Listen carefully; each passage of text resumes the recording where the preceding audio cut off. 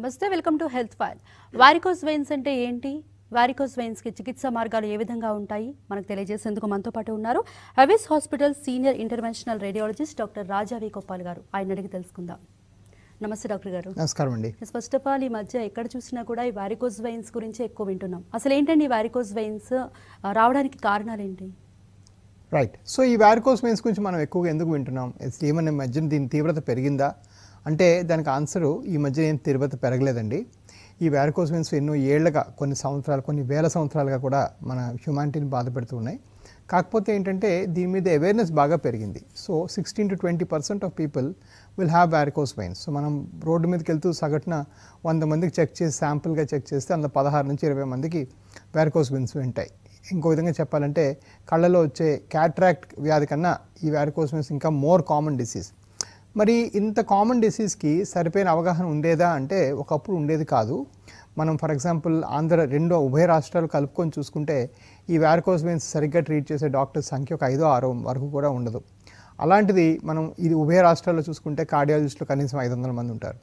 So ఈ ప్రాబ్లంకి సరైన ప్రాధాన్యత ఇన్నాళ్ళు ఇవ్వలేకపోవటం వల్ల ఈ ప్రాబ్లం మీద అవేర్నెస్ లేదు. అవేర్నెస్ ఉన్నా కూడా ప్రాబ్లం సాల్వ్ అవుతుందనే నమ్మకం లేదు.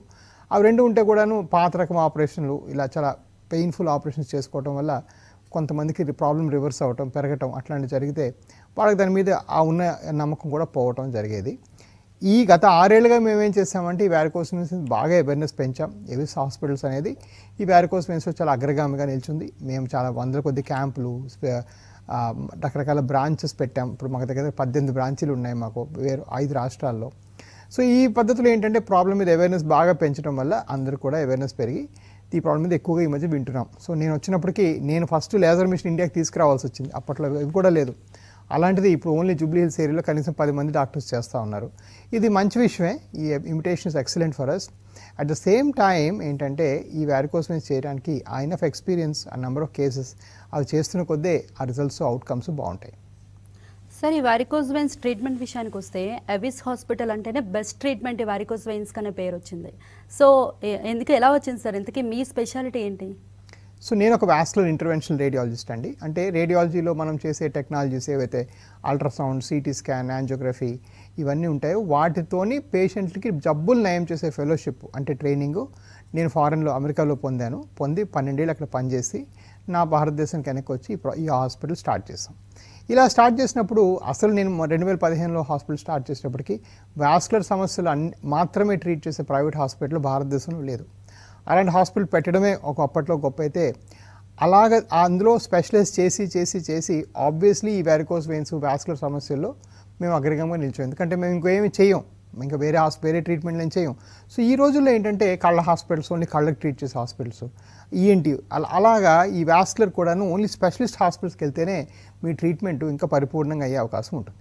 ఇది ఒకటైతే, రెండోది మధ్యలో కోవిడ్ వచ్చినప్పుడు కానీ, ఆ కోవిడ్ మళ్ళీ రెండో వేవ్ కోవిడ్ వచ్చినప్పుడు కానీ ఎన్నిసార్లు ఎన్ని రకాలుగా మాకు టెంప్టేషన్ వచ్చినా కూడా మేము మా కోర్ ఏంటంటే ఈ వాస్కులర్ సర్జరీ చేయడం మాత్రమే. కాబట్టి దీనికే స్టిక్ అయ్యాము. దాన్ని మేము ఎప్పుడు కూడా మా మెసేజ్ మార్చలేదు, ఎప్పుడు కూడా మేము చెప్పేది మార్చలేదు. మామూలుగా హాస్పిటల్స్ ఏంటంటే ఆర్థోపెడిక్ హాస్పిటల్స్ దగ్గర నుంచి కార్డియాలజీ వరకు అందరూ కూడా వాళ్ళు ఉన్న పనులు ఆపేసుకొని కోవిడ్ హాస్పిటల్గా మార్చేసుకున్నారు. మేము అలాంటివి ఎప్పుడూ చేయలేదు. మా స్పిరిట్ ఏంటంటే మేము ఒక వాస్కులర్ సర్జికల్ హాస్పిటల్ అండ్ ఈ వారికోస్ వెయిన్స్ మేము ఆబ్వియస్లీ అదే బాగా చేస్తాం. సో ఇప్పుడు ఈరోజు దగ్గర 500కు మించి మా హాస్పిటల్ వ్యవస్థలో సర్జరీస్ అవుతాయి. ఇంతమంది మమ్మల్ని నమ్మి ఇదే ప్రొసీజర్ చేయించుకుంటున్నారు, ఒకే రకం ప్రొసీజర్ చేయించుకుంటున్నారంటే ఆబ్వియస్లీ ఈ ఫీల్డ్లో మాకున్న స్పెషలైజేషను, ఆ స్పీడ్లో మాకున్న నాలెడ్జ్ ఎవరికి లేదని నేను చెప్పుకోగలను. ఓకే డాక్టర్ గారు, కాలర్ లైన్లో ఉన్నారండి. రవి గారు ఖమ్మం నుంచి. రవి గారు చెప్పండి. హలో చెప్పండి రవి గారు, మీరు టీవీ వాల్యూమ్ కట్టేసి డైరెక్ట్గా ఫోన్లో మాట్లాడండి. హలో చెప్పండి అయ్య గారు.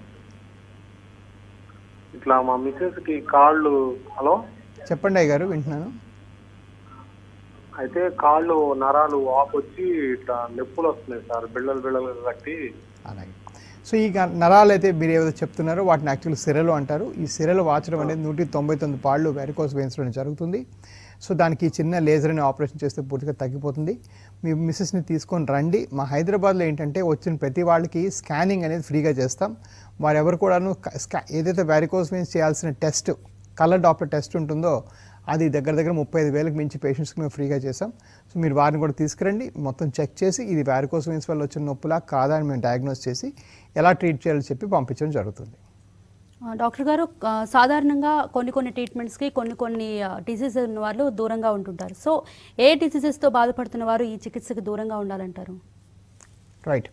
సో వారికోస్ వెయిన్స్ ఏమన్నా కోమార్బిడిటీస్ ఉంటే ప్రాబ్లం అవుతుందా అంటే షుగరు లేదా బీపీ లేదంటే ఇలాంటి వాళ్ళు ఈ ప్రాబ్లం ఈ వారికోస్ వెయిన్స్కి ట్రీట్మెంట్ చేయించుకోకూడదా అని చాలామంది నన్ను అడుగుతుంటారు.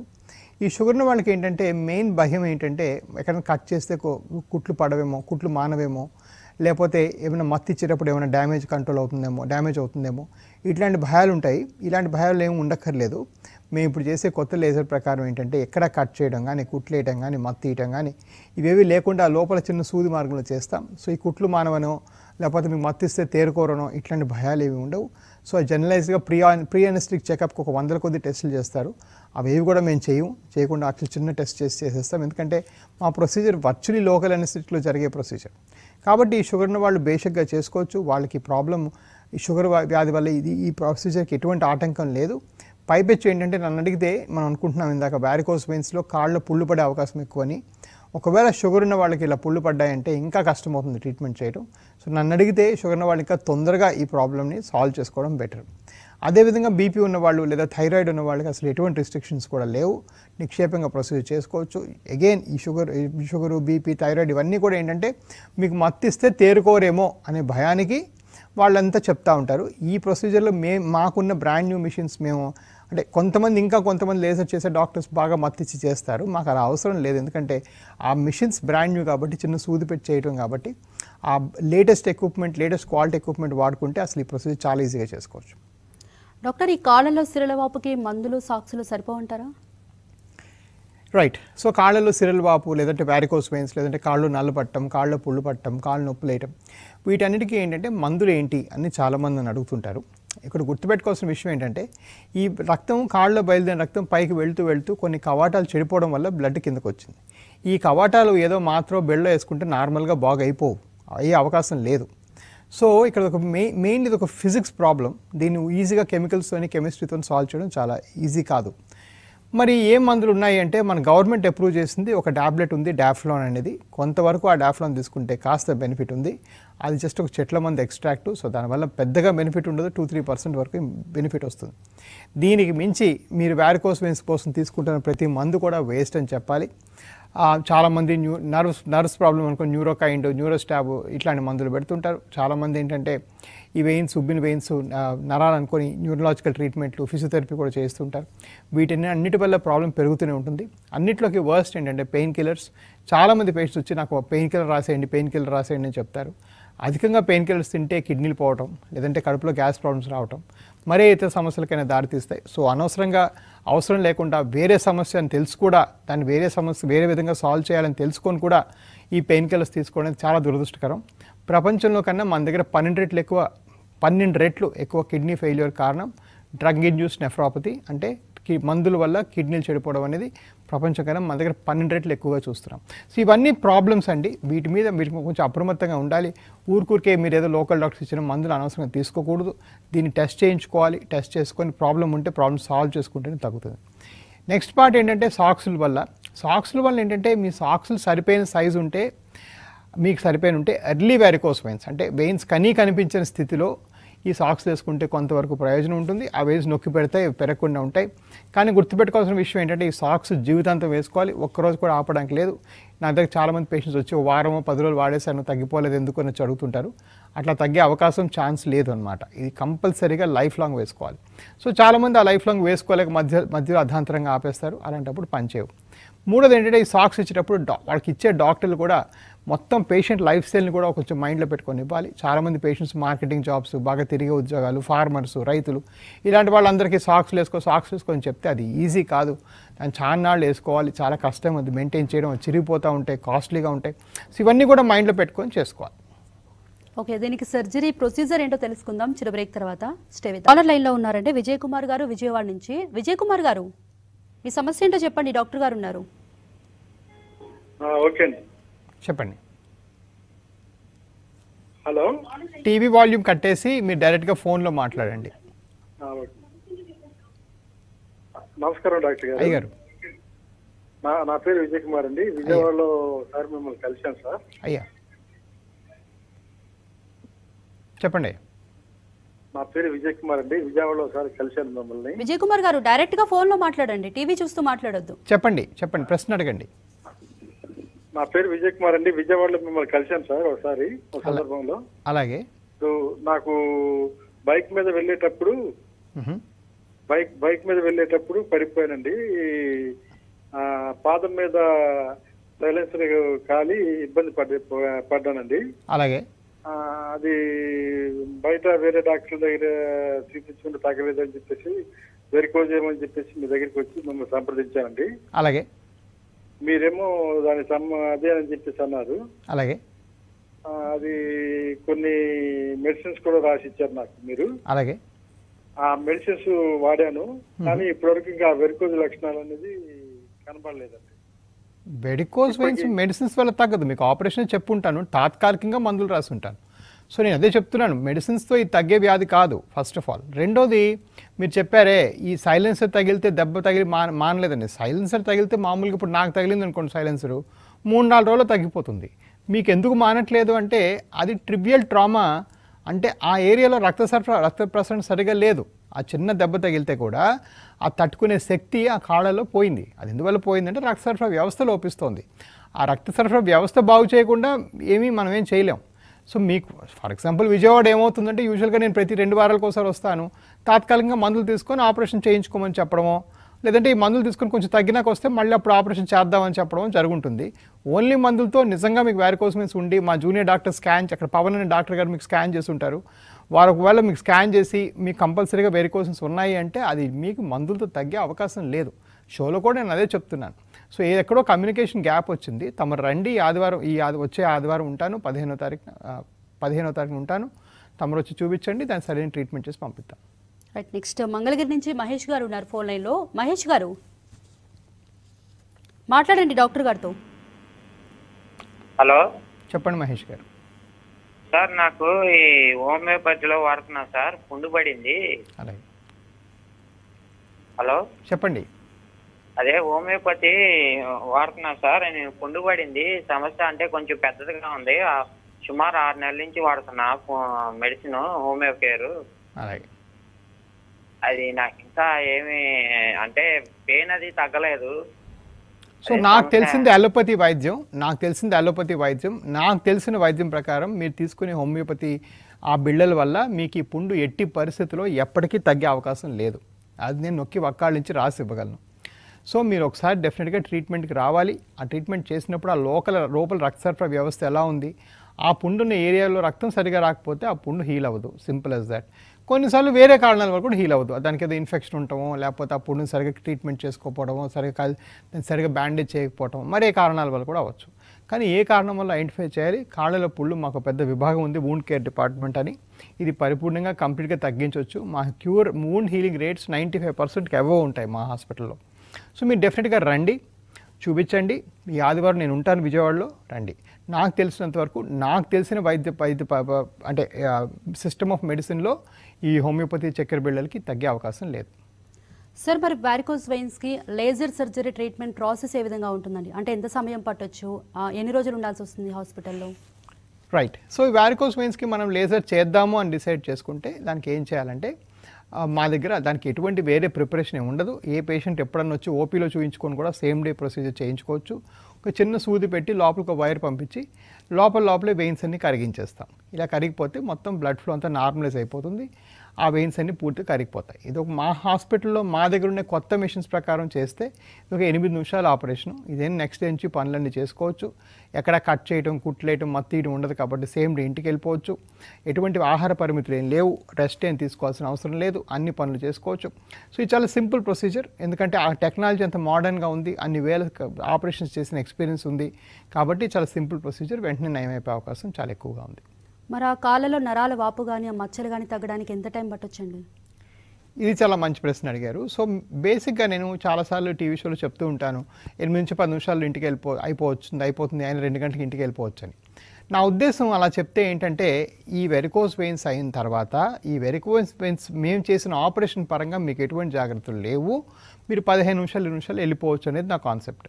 నేనేం చెప్పట్లేదంటే మీకు సపోజ్ ఈ ఆపరేషన్ ముందు 10 ఏళ్ళు దీన్ని నెగ్లెక్ట్ చేసుకొని వెయిన్స్ బాగా ఉబ్బిపోయో లేదంటే కాలు బాగా నల్లగా అయిపోయో, కాళ్ళు ఇప్పుడు నాకు పేషెంట్ చెప్తున్నట్టుగా 6 నెలలుగా పుండు స్టార్ట్ అయ్యి కూడా 6 నెలలుగా ఇంట్లో ఉంటే అలా నెగ్లెక్ట్ చేసుకుని వచ్చినప్పుడు డెఫినెట్గా వాళ్ళ ట్రీట్మెంట్ వేరేగా ఉంటుంది.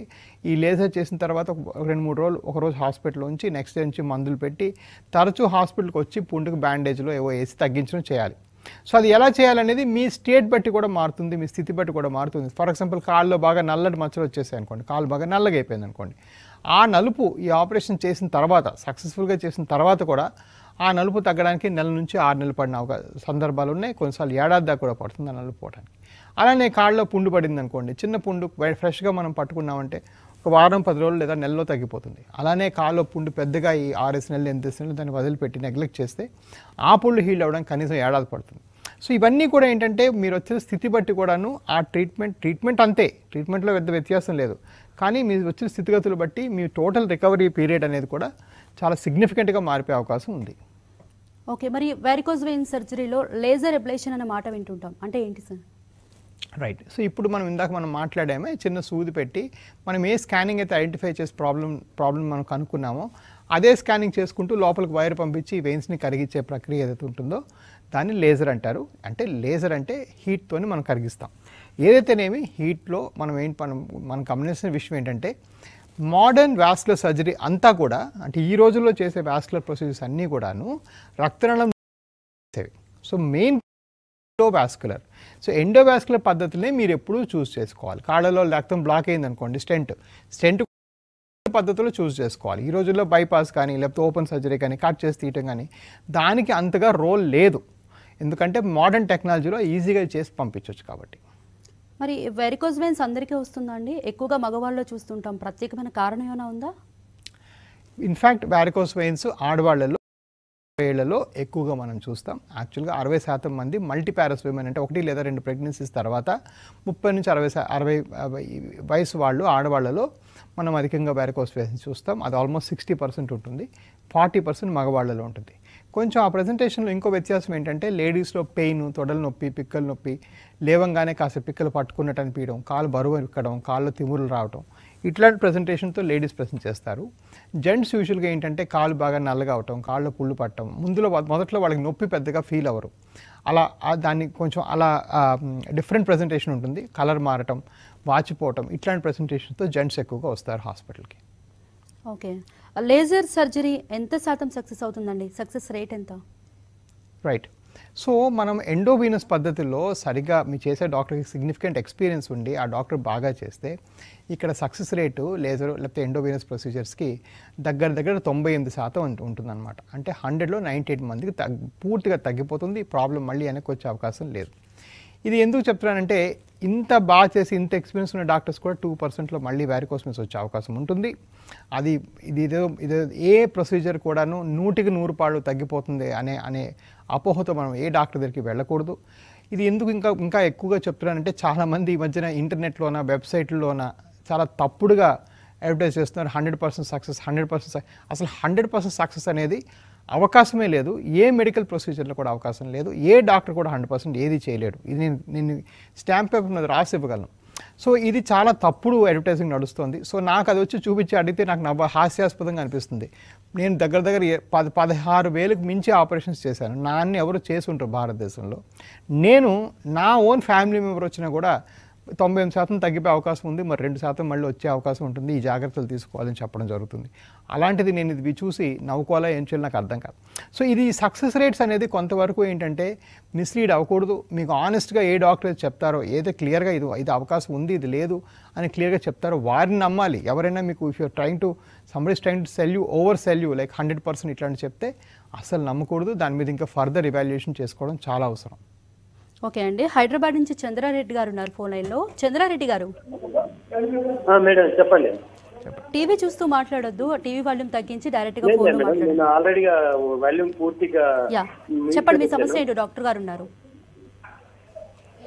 సార్ అది మాకు దురదలు ఎక్కువ ఉన్నాయి, నల్లగా పాదం దగ్గర మీ టీవీ వాల్యూమ్ మాకు వినిపిస్తోంది మరి. చెప్పండి. సార్ ఏం లేదు, నల్లగా పాదం దగ్గర నల్లగా చూపిస్తున్నారు కదా, అతని దగ్గర సేమ్ అలాగే నాకు కూడా ఉంది. అలాగే. మధ్యలో పైన పాదం ఈ దగ్గర కొద్దిగా నల్లగా అయింది. అలాగే. అది కూడా నా దురద ఎక్కువ ఉంటాయి సార్, మాకు ఎక్కువ దురద ఉంటాయి. అది సెన్స్లెస్ లైక్ టైప్ లో అయిపోతుంది సార్. రైట్. సో మీరు డిస్క్రైబ్ చేస్తున్న దాన్ని మా మెడికల్ టర్మినాలజీలో వీనస్ ఎగ్జిమా అంటారు, లేదా స్టేసిస్ డర్మటైటిస్ అంటారు. అంటే రక్తము వెయిన్స్లో రక్తం సరిగా వెళ్లకుండా స్టాటిక్గా ఉండిపోవడం వల్ల వచ్చిన ఎగ్జిమా కానీ, లేదా అలా రక్తం సరిగ్గా ప్రవహించకపోవడం వల్ల వచ్చే డర్మటైటిస్ కానీ, అంటే స్కిన్ ఇన్ఫ్లమేషన్ కానీ, ఇవి రెండిటికి అర్థం ఏంటంటే మీ కాళ్ళలో రక్త సరఫరా వ్యవస్థ బాగైతేనే ఈ నలుపు తగ్గుతుంది. ఇక్కడ మీరు చాలా బాగా ఒకటి ఎక్స్ప్లెయిన్ చేశారు, ఇది స్కిన్ ప్రాబ్లంలో ఉంది డాక్టర్ గారు, ఇది నల్లగా అవుతుందని. చాలామంది మీలానే ఇది స్కిన్ సమస్య అనుకుంటూ స్కిన్ డాక్టర్ దగ్గర తరచూ వెళ్ళి వస్తుంటారు. అలా ఏంటంటే చేస్తే ఏమవుతుందంటే అసలు లోపల వాస్కులర్ ప్రాబ్లమ్ సాల్వ్ కాదు. దీనికి ఎటువంటి ఆయింట్మెంట్స్ క్రీమ్స్ పెడితే ఇంకా ఈ ప్రాబ్లం పెరిగిపోతుంది. చాలా మట్టుగా ఈ క్రీమ్స్లో మీకు స్టీరాయిడ్స్ లేదా హై డోస్ యాంటీబయాటిక్స్ ఉంటాయి. దానివల్ల ఇంకా చర్మం ఇంకా పాడైపోయే అవకాశం ఉంటుంది. కాబట్టి ఏంటంటే దీని లోపల వాస్కులర్ ప్రాబ్లం వల్ల, కాబట్టి ముందు ఆ వాస్కులర్ ప్రాబ్లమ్ సాల్వ్ చేయాలి. నేను చెప్పినట్టుగా చాలా కొత్త పద్ధతులు వచ్చాయి.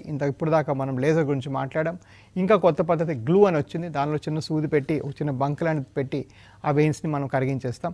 ఏదో ఒకటి మీరు అలాంటివి చేయించుకుంటేనే తగ్గే అవకాశం ఉంది. ఇది మామూలుగా మందులకి లేదా క్రీములకి లేదా ఆయింట్మెంట్కి తగ్గే అవకాశం లేదు. పైపెచ్చు ఇందాక పేషెంట్ చెప్పినట్టుగా మీకు కూడా కాళ్ళలో పుండు అయిపోయే అవకాశం చాలా ఎక్కువగా ఉంది. రైట్. వారికోస్ వెయిన్స్ మీద మాకు అవగాహన కలిగించినందుకు థ్యాంక్ యూ డాక్టర్ గారు. ఇది ఇవాల్టి health file. Keep watching TV5.